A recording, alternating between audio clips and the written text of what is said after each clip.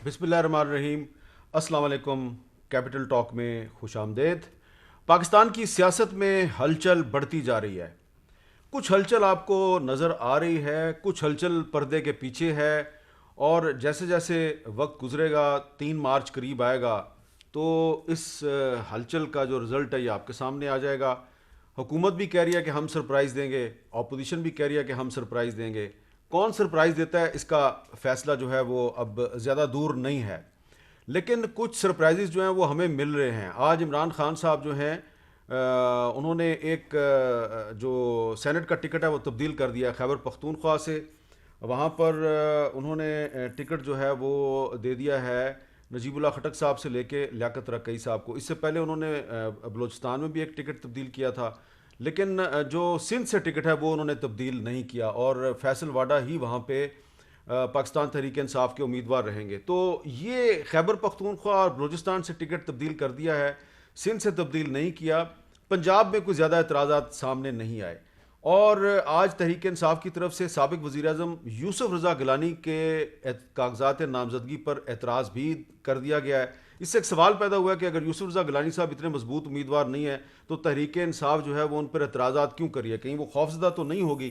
तो ये सारे जो मामलात हैं इन पर गुफ्तगू के लिए आज हमारे साथ मौजूद हैं सदाकत अली अब्बासी साहब, रुकन कौमी असम्बली है पाकिस्तान तहरीक इंसाफ के, मियाँ जवेद लतीफ़ साहब मुस्लिम लीग नून के रुकन कौमी असम्बली वो लाहौर में मौजूद हैं, और पीपल्स पार्टी की नुमाइंदगी करेंगे जनाब सेनेटर मुस्तफ़ा नवाज़ खोखर साहब। सबसे पहले ये बताइए सदाकत अली अब्बासी साहब, हम देख रहे हैं कि ज़िमनी इलेक्शन में आज ज़िमनी इलेक्शन जो है वो पंजाब में भी था, सिंध में भी हो रहा है, बलूचिस्तान में भी हो रहा है। अभी पंजाब में तो चल रही है कैंपेन, फायरिंग बहुत हो रही है, तशद्दुद हो रही है, तशद्दुद के वाक़यात हो रहे हैं। ज़रा देखें पंजाब का के दो हलके जो हैं वहाँ पर फायरिंग किस खुलेआम तरीके से हो रही है।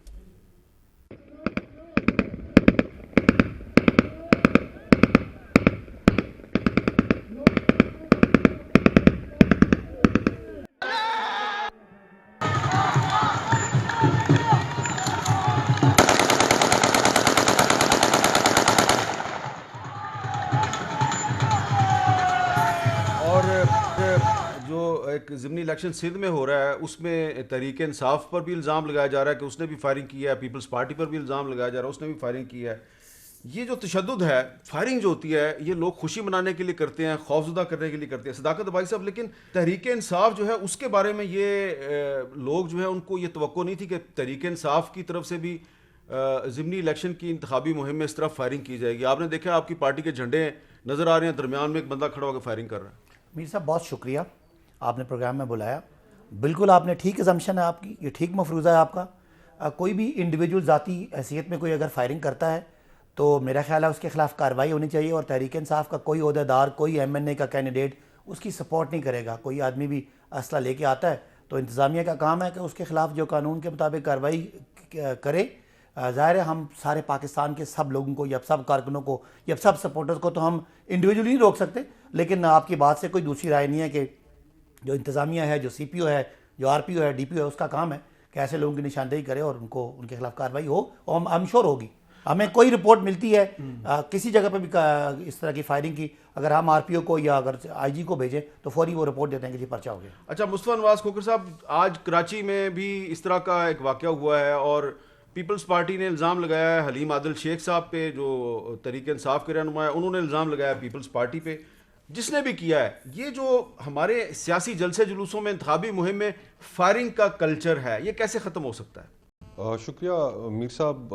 हमारा जो सियासी कल्चर है पिछले चंद सालों में हमने देखा है कि उसके अंदर ज़रा तलखी बढ़ी है, और ये बात अपनी जगह पे ठीक है अब्बासी साहब की कि किसी भी इंडिविजुअल पॉलिटिकल वर्कर या किसी भी शख्स की किए हुए एक्शन की जो जिम्मेदारी है उस सियासी जमात पे नहीं डाली जा सकती। लेकिन जो पॉलिटिकल ट्रेनिंग है वर्कर्स की, अनफॉर्चुनेटली हमारे यहाँ अब पॉलिटिकल ट्रेनिंग उस तरह की नहीं है कि जिसके अंदर पार्टीज़ के अंदर इंटरनल अकाउंटेबिलिटी मेकनिज़म्स हों कि जिसमें अगर किसी शख्स से कोई गलती होती है तो उसके नतीजे में उससे बाज़पुर्स की जा सके।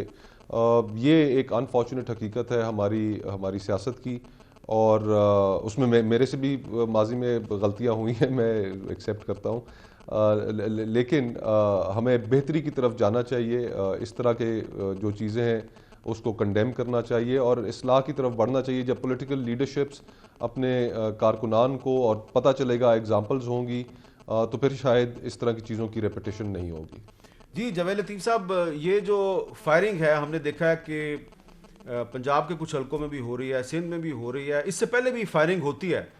ये फायरिंग क्यों होती है? क्या इस मामले में फायरिंग को रोकने के लिए पॉलिटिकल पार्टीज आपस में एक मुश्तरका हिकमत अमली नहीं बना सकती? शुक्रिया हामिद मीर साहब, ये बात आपकी बिल्कुल 100% दुरुस्त है कि तमाम पॉलिटिकल पार्टीज़ को इस पर कंसेंसस से ये बात अपने वर्कर्स तक पहुंचानी चाहिए कि जो भी कानून की वायलेशन करेगा, जो भी इस तरह का हरबा इस्तेमाल करेगा, जो भी वोट को डराने धमकाने का तरीका इस्तेमाल करेगा, उसके ख़िलाफ़ पार्टी एक्शन लेगी खुद से। और अगर आप ये नहीं करेंगे तो ये आज कराची में आप देख रहे हैं, ये कल को किसी और जगह देखेंगे, और पंजाब में भी ऐसा होता रहा है माजी में और आगे भी अंदेशा है। तो ये यकीनन तमाम पॉलिटिकल पार्टियों के लिए भी बेहतर है, वोटर्स के लिए भी बेहतर है, और ख़ास तौर पर अपने वर्कर्स को तरबियत ट्रेनिंग देने के लिए उनके लिए भी भला है, और ये भलाई का काम है पाकिस्तान के लिए, हम सबको करना चाहिए। अब बताइए जी सदाकत अली अब्बासी साहब के आज एक और टिकट तब्दील हुई है। तहरीक इंसाफ ने खैबर पख्तूनख्वा से एक टिकट तब्दील कर दिया, इससे पहले बलूचिस्तान से टिकट तब्दील की गई। ये क्या तहरीक इंसाफ ने ये जो सेनेट की टिकटें सोच समझ के नहीं दी थी? मीर साहब, आपका और हमारा जो हमने सियासत देखी है, हमें आदत ही है कि एक बड़ा ख़ानदान है, उसके एक बड़े ताकतवर आदमी हैं, उनके दो भांजे भतीजे आगे पीछे बैठे हुए हैं, उन्होंने MNAs MPs को टिकट देना है, कारकुनों की कोई हैसियत नहीं है। हम तो एक जमहूरी माहौल में, और आपको खुश होना चाहिए कि एक पार्लिमानी बोर्ड जिसमें वज़ीर आज़म जिसको हेड कर रहे हैं, उसमें गवर्नर्स बैठे हुए हैं, उसमें वज़ीर आला बैठे हुए हैं, और वो फ़ैसला करता है। और वो फ़ैसला अगर उसमें कहीं बायसेस नज़र आती है या वर्कर्स रिएक्ट करते हैं तो फैसला बदल जाता है। कोई भी अकले कुल नहीं होता। आप वहाँ बैठे होते हैं, आपके पास इंफॉर्मेशन होती है, नीचे से लोग होते हैं, हमारे अंधड़े बंदियाँ भी हैं, हम इंट्रा पार्टी इलेक्शन भी लड़ते हैं, एक दूसरे से इख्तलाफ भी करते हैं। तो मेरा ख्याल है आपको तारीफ़ करनी चाहिए कि पीपल्स पार्टी या नून के मुकाबले में PTI की जो पार्लिमानी बोर्ड है वो कारकुनों की बात सुन के। मैं तारीफ़ करता हूँ, पंजाब में आपने सही टिकटें दी हैं। मीडिया में जो स्पेकुलेशंस थी कि जी शहजाद अकबर को भी टिकट मिल रही है, जुल्फी बुखारी को भी मिल रही है, बाबर अवान को भी मिल रही है, शहबाज गिल को भी मिल रही है, किसी को नहीं मिली। आपने सही टिकटें दी हैं। लेकिन अब खैबर पख्तूनख्वा में नजीबुल्लाह खटक से टिकट लेके तरक्कई साहब को दी गई है। आपको पता है तरक्कई साहब का पूरा ख़ानदान जो है वो सियासत में है। और इसी तरह जो आपने बलूचिस्तान में टिकट तब्दील किया है, और आपकी पूरी पार्टी ने एतराज़ किया है फैसल वाडा साहब पे, उस पर खान साहब ने कहा नहीं ये टिकट तब्दीली नहीं। आप थोड़ा सा आप भी, चूँकि उसमें आपका अपना एक अपनी राय हो सकती है। हमारी पॉलिटिकल पार्टीज़ में बिल्कुल इख्तलाफ होता है, हम बड़ा सख्त एक दूसरे के खिलाफ इलेक्शन लड़ते हैं, और दोनों जगह जहाँ टिकट तब्दील हुआ मेरा ख्याल है कि वो राय ली गई और देखा गया कि पार्लिमानी बोर्ड के लोगों की राय कुछ और थी, लेकिन नीचे से जब फीडबैक आई तो तब्दील कर दिया गया। जहाँ मुनासिब समझा गया और जहाँ मुनासिब नहीं समझा वहाँ पे कोई इतना इख्तलाफ नहीं है। दो तरह के लोग हैं।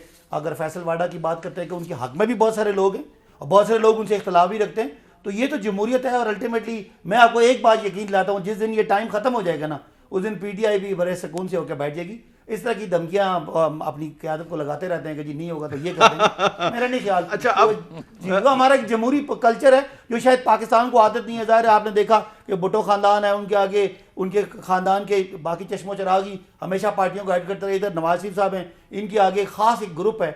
हमारे यहाँ तो हम एक दूसरे के बड़ा सख्त खिलाफ होते हैं और बड़ी खुल के तनकीद करते हैं, लेकिन ultimately we are with the party, we are with Imran Khan. और इमरान खान साहब को पता है कि उन्होंने वो फैसला करना जो हमने हजम कर लेना। अच्छा, मुस्तफा नवाज कोकर साहब, आज तहरीक इंसाफ ने यूसुफ रज़ा गिलानी साहब के जो कागजात नामजदगी हैं उस पर एतराज़ात उठा दिए हैं।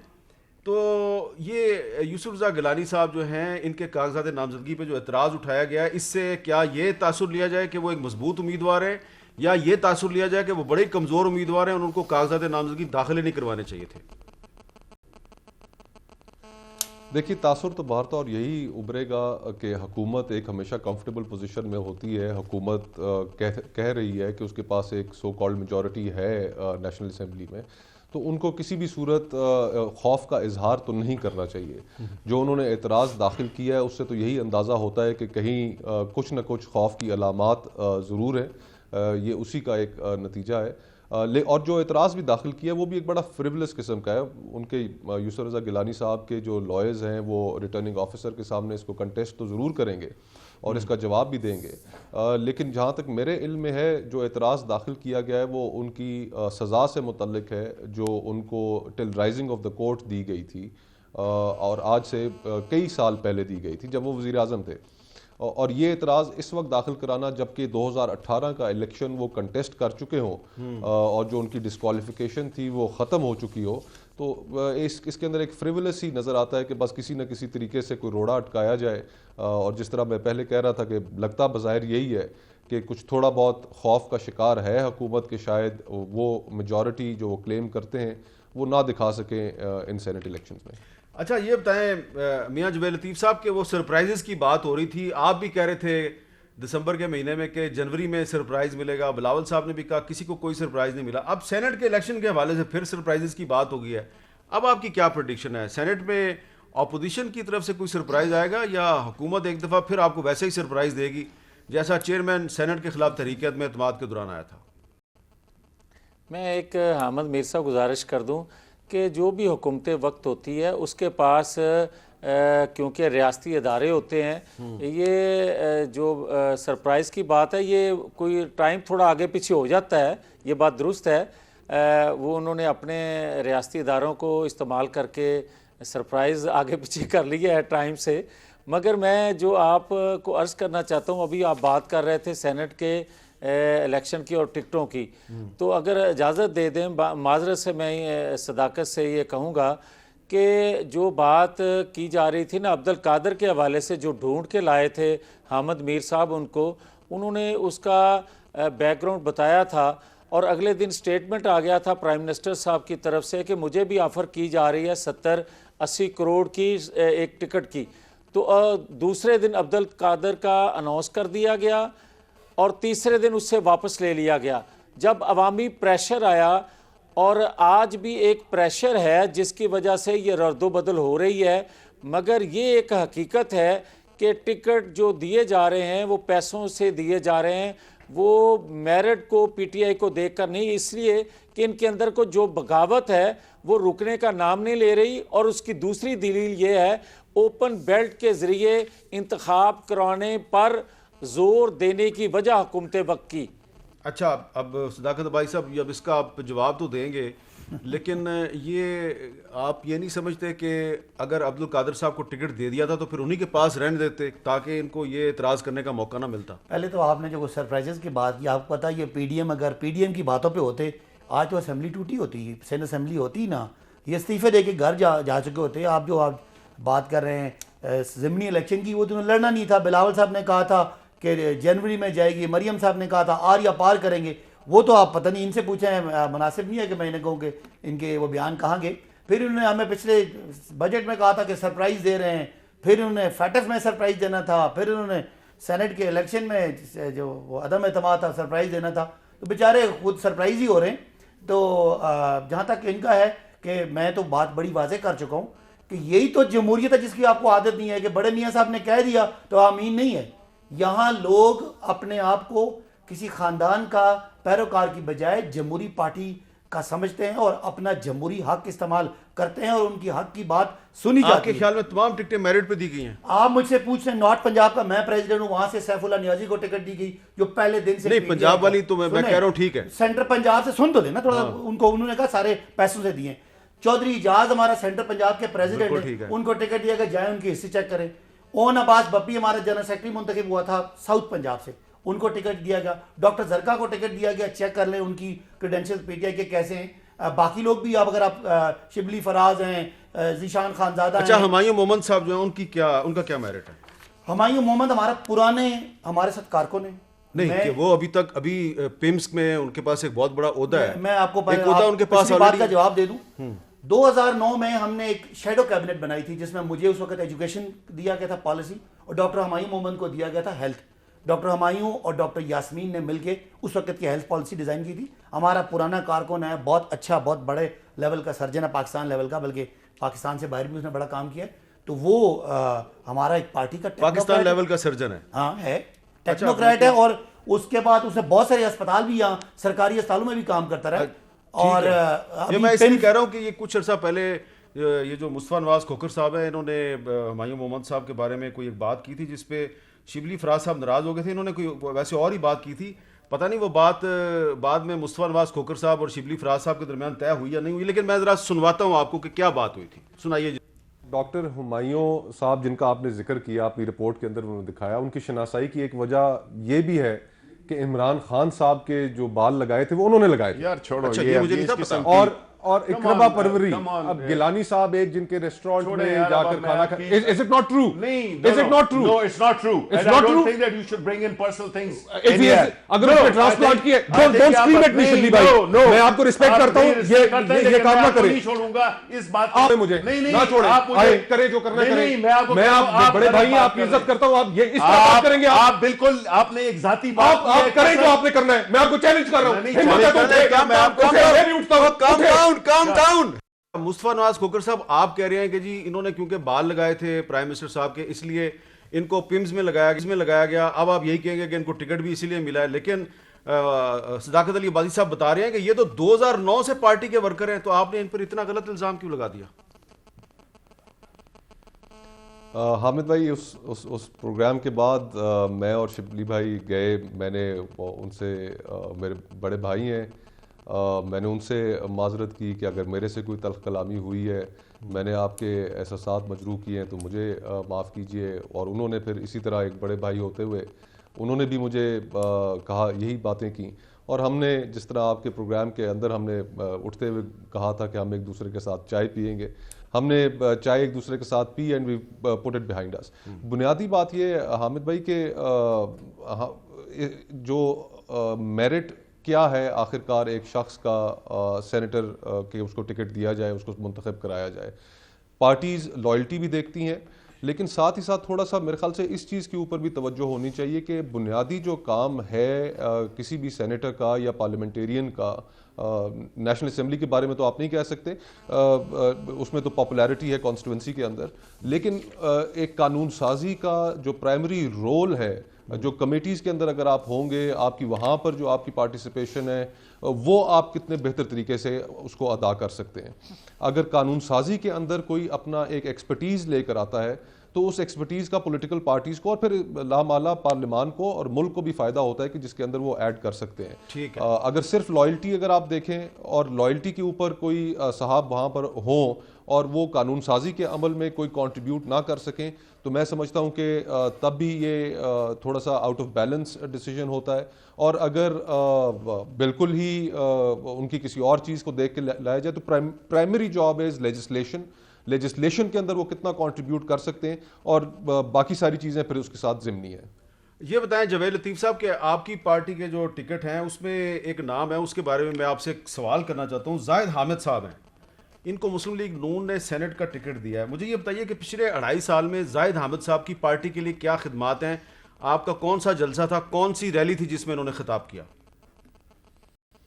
मैं पहले तो गुजारिश कर दूं कि अभी तक ये फैसला नहीं हुआ। अभी तक आज़म नज़ीर तारड़ एडवोकेट जो हैं उन्हीं का फैसला किया हुआ कायम है।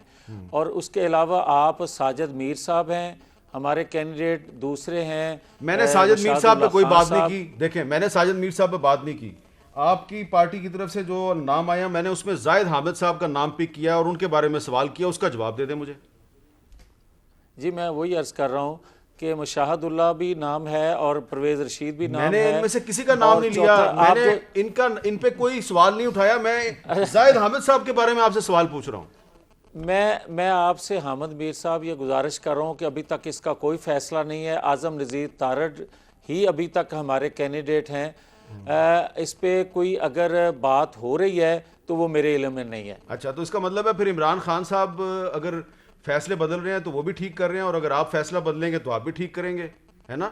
नहीं हामिद मीर साहब इस तरह नहीं है। हाँ। आप मुझे ये बताएं कि क्या अरबपति है हामिद मीर, पैसा देने वाला है? सॉरी, जाहिद हामिद जो हैं और इसी तरह मैं आपसे पूछूंगा कि क्या जो हमारे बाकी कैंडिडेटों के नाम मैंने बताए हैं उनमें से कौन हजारपति लेकिन है या लेकिन अरबपति है? कोई क्राइटेरिया भी तो कुछ चीज़ होती है ना। मैंने कल शायद हकान अब्बासी साहब से सवाल किया था कि राजा जफरुल हक साहब को आपने टिकट क्यों नहीं दिया, वो अपोजिशन लीडर हैं सेनेट में, वो उससे पहले कायदे बांध रहे हैं, वो पार्टी के चेयरमैन, उन्होंने कहा जी उनकी मर्जी से उनको टिकट नहीं दिया। तो अब मैंने एक सवाल किया, जाहिद हामिद साहब की पार्टी के लिए क्या खिदमात हैं, खास तौर पर पिछले 2.5 साल में सिवाय खामोशी के उन्होंने क्या किया? हामिद मीर साहब, उनके आपको इल्म होगा कि उनका बेटा भी जो है वो नेशनल असेंबली के मेंबर हैं, और तीसरे नंबर पे अभी तक पार्टी के अंदर मैं जानता हूं कि जितने वो मुतहर्रक हैं, मगर फिर से मैं ये कह रहा हूं कि उनका कोई अभी तक फैसला नहीं हुआ। फैसला जो बोर्ड का है वो अभी तक आज़म नज़ीर तारड़ का ही है। और दूसरा मैं ये कहूँगा हामिद मीर साहब कि इन्होंने अभी बात की थी सैफ न्याजी के हवाले से। जी, सैफ न्याजी जो हैं वो भांजे हैं इमरान खान साहब के, ये इल्म में होना चाहिए सदाकत साहब के। क्यों जी? और दूसरा एक वो कह रहे हैं गलत फरत बात है। शहजादी हैं। अच्छा, दूसरा ये है फरत शहजादी, हाँ जी, ये भी कैंडिडेट हैं पंजाब से, और जिनको उर्फ आम में फरा खान कहा जाता है। इसके बारे में भी जरा पता कर लें जी, ये पूछ लेते हैं, कौन बैठे हैं सदाकत हैं साहब। और किस तीन मेरिट बातें पे हैं। हैं। एक तो मैं मुस्तफ़ा साहब की बात का जवाब दूं कि ये जो आपने हुमायूं मोहम्मद साहब के बारे में जो भी आपकी डिबेट हुई वो आप चले ख़त्म होगी। वो हमारी पार्टी के बहुत सारे टाइम में बहुत सारे पार्टी के अहदेदार भी रहे हैं। एक हमारा ऑफिस होता था इंटरनेशनल चैप्टर, उसका वो सरबराह भी रहे हैं, और हमारे साथ वो बड़ा अरसा स्पोक्स पर्सन भी रहे हैं, और पार्टी के साथ बड़ा उनका काम है। और साथ साथ उनकी क्वालिफिकेशन ये है कि पाकिस्तान के टॉप लेवल के सर्जन है जो, और किस चीज़ के सर्जन है? प्लास्टिक सर्जन है। अच्छा। और वो तो बात खैर बहुत ही प्राइवेट है कि कोई मरियम साहबा की सर्जरी के बारे में बात करे, या मियाँ साहिबान के बाल लगाने के बारे में कोई बात करे, या खान साहब के बात करे, मुनासिब नहीं है, वो कोई सियासी बात नहीं है। उनके क्रेडेंशियल्स ये हैं कि वो पार्टी के साथ वाबस्ता रहे। सैफुल्लाह नियाजी पहले दिन से जब 16 साल के थे तो पार्टी के थे, और हमेशा पार्टी के जनरल सेक्रेटरी, पार्टी के एडिशनल जनरल सेक्रेटरी, इस वक्त पार्टी के वो चीफ ऑर्गेनाइजर हैं। जो इनके पास खबर है वो अपनी दुरुस्त कर लें। और मैं ये इनके बारे में बात नहीं करता कि वो अरबोंपति हैं, करोड़ोंपति हैं, ये मुनासिब नहीं है। लेकिन पीटीआई में जितने लोग जिनको आप जानते हैं, आपने खुद ही कह दिया कि आप उनको जानते हैं, पंजाब के लोगों को, वो सारे टॉप के पीटीआई के पॉलिटिकल लोग हैं। तो पंजाब में पीटीआई का जो टिकट है वुमेन सीट का वो जरका साहबा के पास वो ही रहेगा। जी, वो जरका। ये एक और बात है कि चूंकि कवरिंग कैंडिडेट्स होते हैं यहाँ, आपके हमारे हफीज शेख साहब के कवरिंग कैंडिडेट, आप पूछेंगे तो पता नहीं आप उनके तो फरज शहजादी साहबा जो है वो कवरिंग कैंडिडेट। देखें, वो बहुत सारे 2-3 लोग कवरिंग कैंडिडेट आते हैं, लोग अपनी हैसियत में भी आते हैं, लेकिन कैंडिडेट हमारी अनाउंस डॉक्टर जरका ही हैं। बाकी ऐसी इनको डॉक्टर जरका पे कोई इतराज नहीं कर रहा, इसलिए कि वो आपकी पार्टी नहीं, की मैं आपको पुरानी बता रहा हूँ वर्कर ना, हैं। मैं आपको बता रहा हूँ, अगर कहीं पार्टी ने हमारे कारकुन जो मेन पार्टी के, उनकी मर्जी के अलावा फैसला किया है तो हमने अपनी ताकत इस्तेमाल करके उसको तब्दील किया। हम इस बात से घबराते नहीं बिल्कुल है, हम ठीक अपनी है। तनकीद करते हैं, क़यादत को पहुंचाते हैं। हमें पता होता है कि कभी भी पीटीआई की जो पार्टी है वो पैसों के पीछे नहीं जाएगी, और इंशाल्लाह एक कारकुनों की बात वक्फे के बाद दोबारा मिलते हैं जी।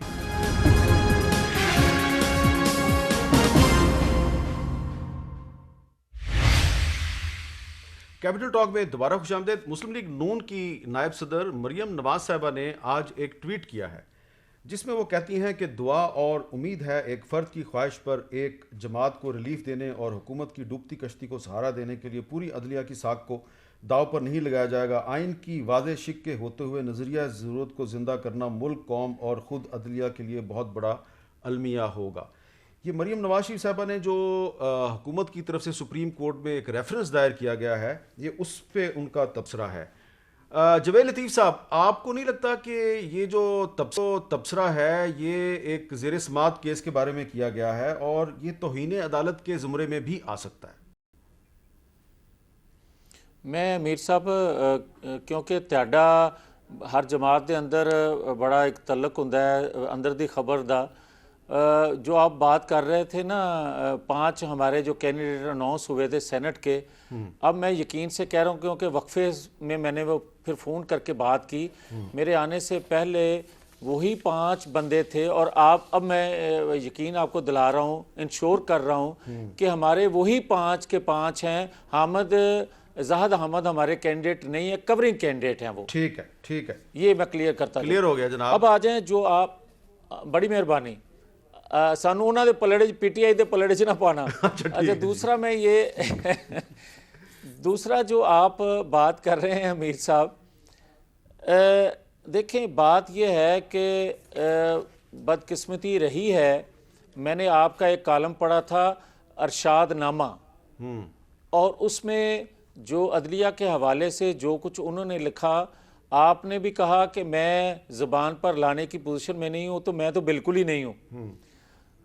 मगर अब भी हम ये तवक्को रखते हैं कि एक सुप्रीम कोर्ट में केस चल रहा है, तो हुकूमत वक्त को क्या ज़रूरत पड़ी थी कि वो एक आर्डिनेंस लेकर आती, और क्या वो अदम एतमाद कर रही थी सुप्रीम कोर्ट पे, या सुप्रीम कोर्ट को दबाव में लाने के लिए वो आर्डिनेंस लाया गया। इस पर मरियम नवाज शरीफ ने जो बात की है वो इस पैराए में है। और दूसरा मैं ये कहूँगा कि बदकिस्मती रही है कि माजी में अदालतों के साथ जो कुछ होता रहा है दबाव में, ख्वाहिशात पर, ये कोई पाकिस्तान के अंदर अदलिया की तारीख इतनी अच्छी नहीं है जो माजी में जो कुछ हुआ। हम अब तवक्को रखते हैं, जो मरियम नवाज शरीफ ने भी कहा, कि किसी दबाव में आए बगैर आइन कानून के मुताबिक फैसले होंगे, तो उसी में पाकिस्तान की भलाई है, कौम की भलाई है, और हर अदारे की भलाई है। अब सदाकत भाई साहब, अगर हुकूमत जो है वो एक ज़ेर समात केस के दौरान एक सदारती ऑर्डिनेंस जारी ना करती, तो हो सकता है मरियम नवाज शरीफ साहब भी ये ट्वीट ना करती कि देखिए, दो मुख्तलिफ बातें हैं। मरियम साहबा का बयान मेरी समझ के मुताबिक बिल्कुल अदालत जो ज़ेर समात मामला है, और ज़ाहिर है इसमें किसी तरफ भी जा सकता है, उनका ये बयान बिल्कुल मेरी समझ के मुताबिक तो बिल्कुल गैर मुनासिब है कि एक हम सब कोर्ट का इंतज़ार कर रहे हैं, और जिस तरह का फ़ैसला आएगा उसको अमल दरामद करेंगे। हुकूमत ने तो देखें, हमारा यहाँ एग्जिस्टेंस, हमारा यहाँ सियासी मौजूदगी और हमारी सियासी ताकत हमारी अखलाकी ताकत की बुनियाद पे है। और आपके सामने लोग भेड़ बकरियों की तरह अगर पैसे ले लेके वोटें देते रहें, और पीपल्स पार्टी भी कहती है सेनेट में हॉर्स ट्रेडिंग होती है, नून भी कहती है इन्होंने कानून भी लाए, उस वक्त तो पीटीआई तो गवर्नमेंट में नहीं थी ना, या पीटीआई के पास तो कोई पावर नहीं थी जब ये 2006 में इन्होंने चार्टर ऑफ डेमोक्रेसी में लिखा था कि हम ये सेनेट का इलेक्शन जो है ये बड़ा मशकूक होता है। तो आज हम पूरी कोशिश कर रहे हैं कि कोई ऐसा मौका, कोई ऐसा फोरम हम ना छोड़ें जहाँ पे हम जाके इस चीज़ को ना रोकें, जो ये कारोबार, ये काला धंधा जो है जो चलता है, जो हमारे लिए बड़ा बायस शर्म है। और मैं जिस पार्लियामान में बैठा हूँ, मेरा कोई साथी एमएनए बिके या उस पर कोई इल्ज़ाम आए, ये मेरा ख्याल है हमारे उस पार्लियामान की तौकीर के बड़ा खिलाफ है। लिहाजा हमने जो ऑर्डिनेंस लेके आए उस पर भी शर्त है कि सब्जेक्ट टू जो भी कोर्ट का फैसला आएगा, अगर कोर्ट कहती है कि नहीं जी आईनी तरमीम करनी है, तो हमारी कोई उस पर कोर्ट किस तरह कह सकती है आईनी तरमीम करनी है? नहीं, अगर कोर्ट की एक वजात के तो किए गए कि जो 226 है उसमें ये कि क्या आईनी तरमीम से 186 के तहत आपने रेफरेंस दायर किया है। वो जो 186 में कोर्ट की जो जुरिस्डिक्शन है वो एडवाइजरी है। देखिए मैं ये कह रहा हूँ, कोर्ट से हम ये वजात चाहते थे, आइन की वजात उन्होंने करनी थी कि क्या ये इलेक्शन इसमें हमें एक तरमीम का आईनी तरमीम करनी पड़ेगी, या इलेक्शन एक्ट जो 2017 है उस पर तब्दीली करना पड़ेगी। हमने उसमें तब्दीली कर दी है। सुप्रीम कोर्ट का जो फैसला वो मनवान है। हमने कौम के सामने, अवाम के सामने भरपूर कोशिश की है कि ये इलेक्शन शफाफ हो, जबकि पीडीएम ने भरपूर कोशिश की है कि ये काला धंधा इस दफा भी जारी रहे। अच्छा, ये इखलाकी तौर पर हम इनसे बरतर हैं, बाकी जो मर्जी बात करें। मुस्तफा नवाज खोखर साहब, इखलाकी तौर पर तो पीडीएम को ये सीक्रेट बैलेट जो है इसकी हमायत नहीं करनी चाहिए थी, क्योंकि चार्टर ऑफ डेमोक्रेसी में पीपल्स पार्टी और मुस्लिम लीग नून दोनों ने ये वादा किया था कि हम सीक्रेट बैलेट ख़त्म करेंगे। लेकिन आप क्योंकि वकील भी हैं, ये बताइए कि क्या ये जो सुप्रीम कोर्ट की जो भी राय आएगी, फैसला तो नहीं होगा, राय आएगी, क्या वो बाइंडिंग होगी पार्लियामेंट पर? देखिए, ये एडवाइजरी जुरिस्डिक्शन में रेफरेंस दाखिल कराया गया है सुप्रीम कोर्ट के पास, और फिर उसमें जो बुनियादी तौर पर सुप्रीम कोर्ट ने मेरी समझ के मुताबिक जो फैसला करना है वो ये कि आया सेनेट के इलेक्शंस जो हैं वो अंडर द कॉन्स्टिट्यूशन होंगे या अंडर द लॉ होंगे। अगर under the constitution supreme court ये एडवाइस देती है तो फिर उसके नतीजे में हुकूमत को कॉन्स्टिट्यूशनल अमेंडमेंट लेके आनी पड़ेगी, और अगर under the law supreme court कहती है कि senate elections under the law हैं, तो फिर उसके नतीजे में हुकूमत पहले ही एक ऑर्डिनेंस लेके आ चुकी है इलेक्शन एक्ट के अंदर तरमीम के हवाले से। लेकिन जो गुफ्तगू इससे थोड़ी देर पहले की जा रही थी और जिसमें मियाँ साहब का भी आपने कमेंट लिया, मैं उसके ऊपर थोड़ा सा, अगर मुझे इजाज़त दें तो इतना ज़रूर कहूँगा मरीम नवाज साहिबा की ट्वीट के हवाले से कि अदालत की जो साख है, अदालत की साख ऐसी होनी चाहिए कि जिसके ऊपर इस मुल्क में किसी फ़र्द को उंगली उठाने की ज़रूरत ही पेश ना आए। मियाँ साहब ने दुरुस्त निशानदेही की कि हमारे मुल्क में जो अदालती तारीख़ है वो तारीख़ को इतनी ताबनाक नहीं है। हमने माजी में देखा है कि किस तरह अदालतें अंडर इन्फ्लुएंस आती रही हैं, और स्पेशली डिक्टेटर्स के दौर में। और शहीद जुल्फ़िकार अली भुट्टो का एक केस उसमें प्राइम एग्जाम्पल है कि जो हमारी अदालती तारीख़ के ऊपर एक बदनुमा दाग है कि किस तरीके से एक बेगुनाह शख्स को एक 109 के अंदर मशवरे में उसको फांसी चढ़ा दिया गया। तो हमें और जो लॉयर्स मूवमेंट थी उसका भी मकासद यही थे कि अदालत जो है और हमारी अदालतें जो हैं वो बिल्कुल किसी भी चीज़ से बालातर होकर इंसाफ के ऊपर मबनी फ़ैसले करेंगी। अनफॉर्चुनेटली हमारी अदालती तारीख ऐसी नहीं है, और हम ये इदारों की सैंक्टिटी को मद्देनज़र रखते हुए ही हम ये मुतालबा ज़रूर वक्तन फ़वक्तन करते रहते हैं कि अदालतें एक न्यूट्रल आर्बिट्रर हैं, उनका किसी एक तरफ झुकाव जो है वो उनकी अपनी साख के लिए मुनासिब नहीं है। इंसाफ के ऊपर मबनी फ़ैसले हों, चाहे मेरे हक़ में हों चाहे मेरे ख़िलाफ़ हों, तो साख ऐसी हो कि किसी को उंगली उठाने की गुंजाइश ना मिले। और हम ये देख रहे हैं कि मुख्तलिफ इदारों में, जिस तरह ECP अगर उसकी मैं एग्जांपल दे दूं, कि वहाँ पर अगर किसी और सियासी जमात के ख़िलाफ़ कोई केस होता तो शायद बड़े शद्दोमद से अभी तक उसके फैसले भी आ चुके होते, लेकिन हुकूमती जमात के ऊपर वो केस एक स्नेल स्पेस के ऊपर चल रहा है, और पिछले कई सालों से उसमें फैसला तक नहीं आ पा रहा। अच्छा, अब एक और इशू है, वो बड़ा ही इंपॉर्टेंट इशू है मुस्तफा नवाज खोखर साहब, क्योंकि आप सेनेट की ह्यूमन राइट्स कमेटी के चेयरमैन हैं, तो आपके लिए भी वो इशू बहुत ही अहम इशू है। इस वक्त इस्लामाबाद चौक है, वहाँ पर एक धरना है, उसमें ज़्यादातर ख़वातीन और बच्चे बैठे हुए हैं। ये कौन लोग हैं बताते हैं आपको वक्फे के बाद।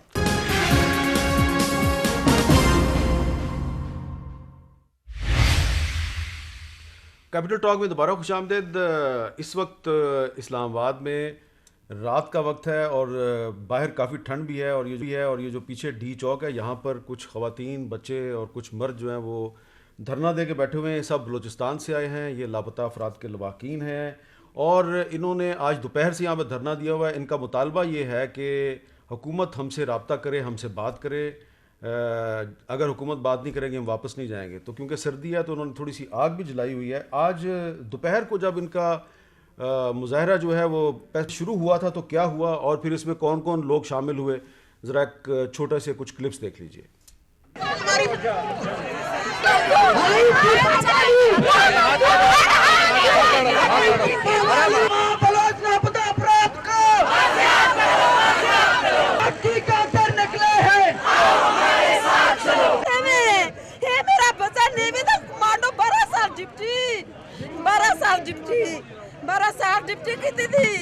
इनकी गुनाह क्या है? अगर गुनाह हो तो अदालत के पेश करो, कोई सजा मिलेगा। बंदा पे देख लेना तो अच्छा हो ना, अगर गुनाह भी नहीं हो तो छोड़ो। लेडीज पुलिस ने हमारे औरतों पर तशद्दुद किया, उनको जो है धक्के दिए। यहाँ पर हम अपना एहतजाज तब तक ख़त्म नहीं करेंगे जब तक हुकूमती नुमाइंदा नहीं आएगा, हमसे बातचीत नहीं करेगा। ये बिल्कुल साफ आया है कि ये माशरा इनको इंसाफ नहीं दे सका। यहाँ इनके साथ जुल्म हो रहा है और इनका सिर्फ मुतालबा ये है जस्टिस, इन्होंने कुछ और नहीं मांगा।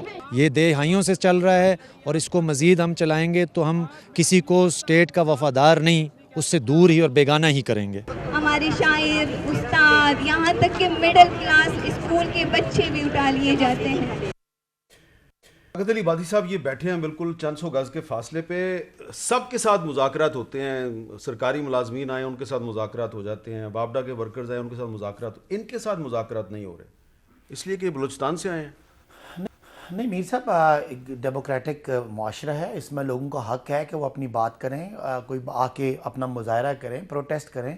उसकी बात में कितना वज़न है ये तो बात की बात है, लेकिन प्रोटेस्ट के राइट से किसी को इनकार नहीं किया, चाहे वह सरकारी मुलाजमीन है चाहे पॉलिटिकल लोग हैं। लेकिन अब मेरा ख्याल है इस्लामाबाद हमारे धरनों के बाद supreme high court, Islamabad high court ने यह फ़ैसला किया हुआ कि डी चौक में ना किए जाएं मुजाहरे या धरने, तो उस हद तक तो एतराज़ हो सकता है। लेकिन आप बिल्कुल ठीक बात कर रहे हैं, बलूचिस्तान हमारा पाकिस्तान का सबसे बड़ा सूबा है, और अगर किसी की कोई जायज़ मुतालबा है तो उनसे हुकूमत बात भी करेगी, इंगेज भी करेगी, कोई ऐसी ना वाली बात कोई नहीं। मुस्तफा नवाज खोखर साहब, आप सेनेट की ह्यूमन के चेयरमैन हैं, ये लोग इधर बैठे हुए हैं, हुकूमत तो इनके पास नहीं आई।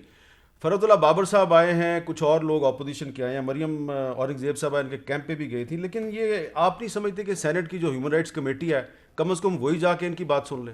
दुरुस्त कह रहे हैं आप मीर साहब, लेकिन उसमें एक चीज़ मैं सिर्फ आपको अर्ज़ करता चलूँ कि क्योंकि अब सेनेट के इलेक्शंस होने जा रहे हैं, आधी सेनेट रिटायर हो चुकी है, तो हमारी कमेटीज़ भी अमलन तकरीबन ख़त्म हो चुकी हैं। सच्ची बात यह कि मैं बतौर पाकिस्तानी शर्मिंदा हूँ इस चीज़ पे कि हमारी बलोच माएँ बहनें इस वक्त इस्लामाबाद की सड़कों पर मौजूद हैं, यहाँ पर इंसाफ मांगने के लिए आई हैं, अपने प्यारों की बाजियाबी के लिए आई हैं। पाकिस्तान का आईन, पाकिस्तान का कानून हर शहरी को ये हक देता है कि उसको अगर गिरफ़्तार किया जाएगा तो 24 घंटों के अंदर अंदर उसको किसी अदालत के सामने पेश किया जाएगा। सितम ज़रीफ़ी ये है कि लोग साल महीनों महीने लापता रहते हैं, उनको किसी अदालती फोरम के सामने पेश नहीं किया जाता। मेरे पास वक्त की तंगी है। आपका पॉइंट बहुत शुक्रिया, आपका जावेद लतीफ़ साहब और सदाकत अली भाई साहब, आपका बहुत बहुत शुक्रिया। आखिर में ये जो बलोच ख़वातीन और बच्चों को दिखाया है, अभी तो ये इस्लामाबाद आए हैं, आपसे इंसाफ मांग रहे हैं, इसका मतलब यह है कि उनको इस्लामाबाद से और पाकिस्तान के वफाक से कुछ उम्मीदें हैं, तो इनकी बात ही सुन ली जाए। अगर आप इनको इंसाफ नहीं दे सकते तो इनकी बात ही सुन लें। अगर आप इनकी बात भी नहीं सुनेंगे तो हो सकता है कल को ये वफाक की तरफ ना देखें। इजाज़त दीजिए, अल्लाह हाफ़िज़।